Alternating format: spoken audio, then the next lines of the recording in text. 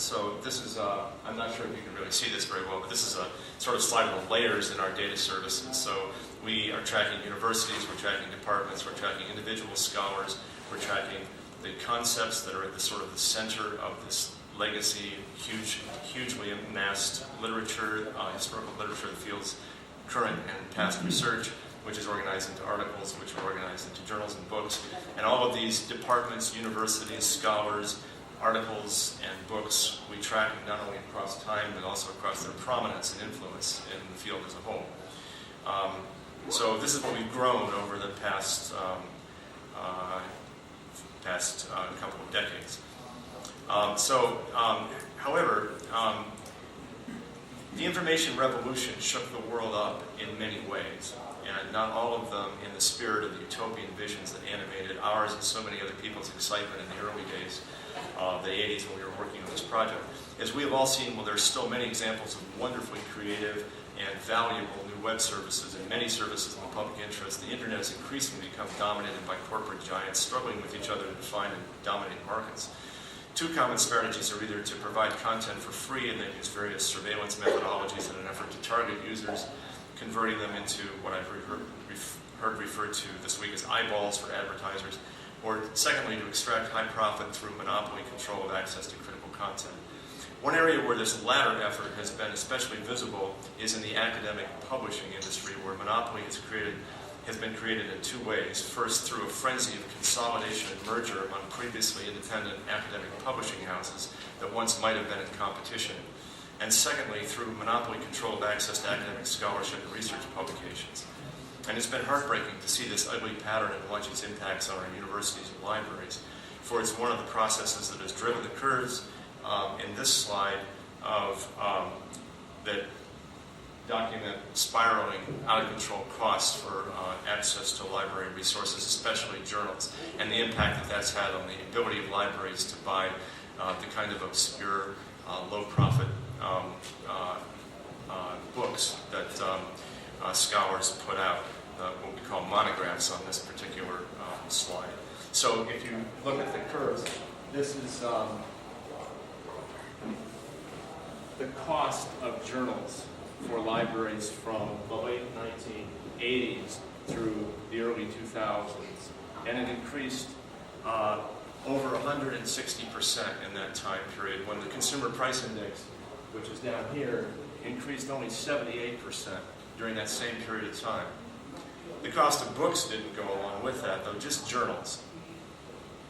This slide comes from the Association of Research Libraries. So in this period, publishing costs inflated at more than twice the rate of other commodities in the country as a whole. And naively, one would have thought it curious to see that happening at precisely the same time that technological leaps forward made publishing very much less expensive. So was journal publishing actually negatively impacted by emerging information technologies? Well, of course not.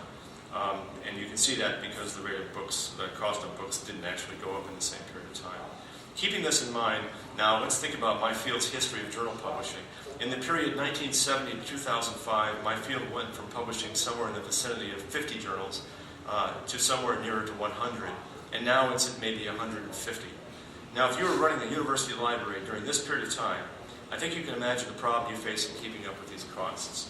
And because not only are the costs of the subscriptions that you have to bear going up, and they're going up far in advance of any kind of cost of living adjustments you're getting in your budget. But on top of that, scholars and with the help of publishing houses are creating new journals left and right. And the library's ideally going to pick up those kinds of subscriptions as well. So it's pretty tough to be director of a library in this day and age because your budget is constantly under assault from this particular process. And keep in mind as well that during the time period reflected on this graph, the U.S. economy went through at least two other recessionary periods that had big negative impacts on library budgets, keeping them stagnant and unable to grow along with these cost changes over the period of time. And now, of course, we're in another recessionary period. So, returning now to the story of our efforts to provide free access to the back issues of all my field society journals, as I say, we were often running with that project around 2002. I had gone to the directors of professional societies of virtually every small and large academic society in my field around 1998 and asked them for the permissions to put back issues of all their society journals online for free access worldwide. And at first, that process was hard for them to sort of understand in 1998, but eventually this had picked up a whole lot of momentum. And by 2002, we had an agreement to put the content of 15 of our core society journals online, and other societies were saying, oh, looks like a pretty cool thing. We're going to come on board with this as well. But starting in 2003, a large for-profit corporation in a sort of blitzkrieg of activity sent representatives to virtually every small and large academic society in my field, and in a process hidden behind non-disclosure agreements and probably cigar smoke. This company paid to acquire exclusive rights to electronic distribution to all of our society's journals. And that was the end of the prospect of worldwide free access to my field's literature. Suddenly, all those articles, our legacy of scholarship, whose production and distribution costs had long before been recouped by subscription charges, were locked up in a database sold back to university libraries at very high cost and with annual price increases far in excess of the cost of living index. That's the game of monopoly. So, a project that was born in a bucolic vision of a utopian future involving better connection between people and more inclusive and cheaper access to scholarship has been transformed by the forges of experience into one that now quite consciously exists as much to push back against the large and fortunate reality of commercial power and its negative influence on science and education. There's a now oft-quoted statement from Thomas Jefferson about his vision of the importance of an unimpeded system of distribution of new scientific knowledge. He said that ideas should freely spread from one to another over the globe for the moral and mutual instruction of man and improvement of his condition seems to have been peculiarly and benevolently designed by nature when she made ideas like fire expansible over all space without lessening their density at any point, and like the air in which we breathe, move, and have our physical being incapable of confinement or exclusive appropriation. Well, that was 1813. Today, the corporate world is doing a pretty darn good job in the confinement and exclusive appropriation department. A little over Thomas Jefferson. Thus, in the CIOS, we see our success not in the income stream or in the dollars of grant support, but in the extent to which we have succeeded in strengthening our academic discipline and its impacts, and access to its literature, and in creating a more inclusive and widely participatory field.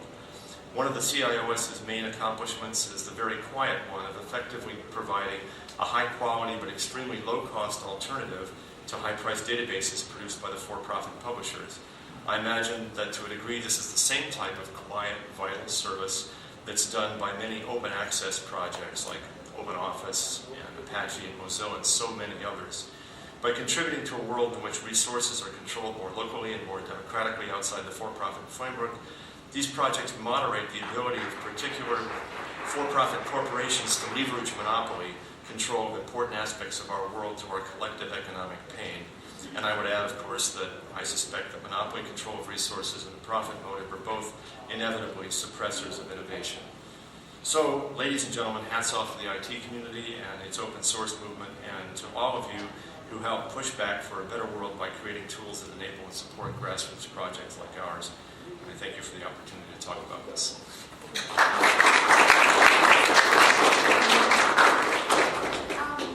do have time for a few questions.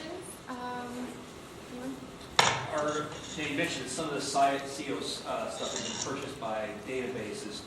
Is there still other journals that are available just through COs? Only our own, but it's free, open access, and all of our back issues are available completely for free to anybody on the web. So okay, but it's nothing current then. They're really, at this point, I believe it's just true that the for-profit databases and publishers have a lock on absolutely everything. As a matter of fact, when they went around pursuing getting society, getting exclusive access from societies in the early 2000s, I was told, all these agreements were done behind closed doors, but people talk, and what I was told was that in several cases the agreements explicitly exclude. They not only say that we have exclusive access, but they go further and say, and you can't put them in the CIOS, and you can't put them in JSTOR either, which is, of course, the other academic database that attempts to moderate this kind of process through a not-for-profit model. Is there a website for CEOs? Yeah, www.cios.org. Yes. See this changing on, and I know a lot of the work we do at Kitware, we have, we talk about open science, and there's a push, even from the government is demanding that the research be made public after some time. And you can publish in an IEEE journal, but you also have the right to put a Creative Commons license on it. In fact, if it's funded by the government contractors are starting to put clauses in there that say, you can't sign an exclusive agreement on this work. Are you seeing any of that, or do you think that's maybe it will turn the tide a little bit?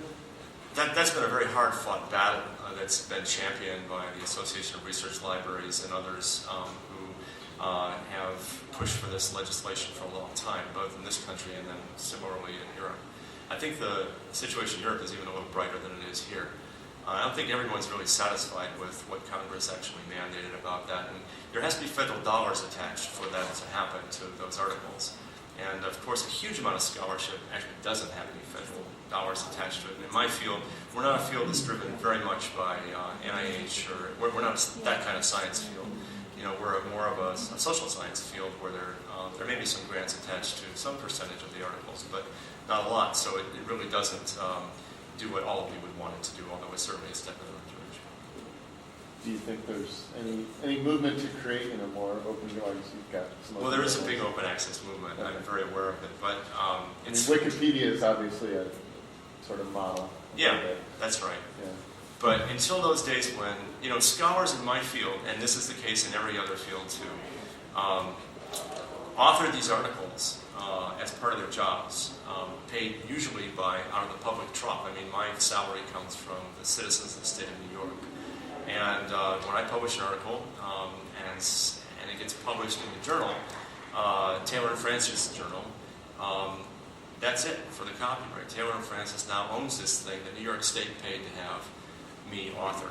So, I mean, in a sense, you are funded by the government. Then. So maybe the route is to change the state governments. That if the state money went into the salary of the person that wrote the article, then it needs to be open. That's a good argument. We should try and see if that will work. I'm all for it. Thank you. Thanks.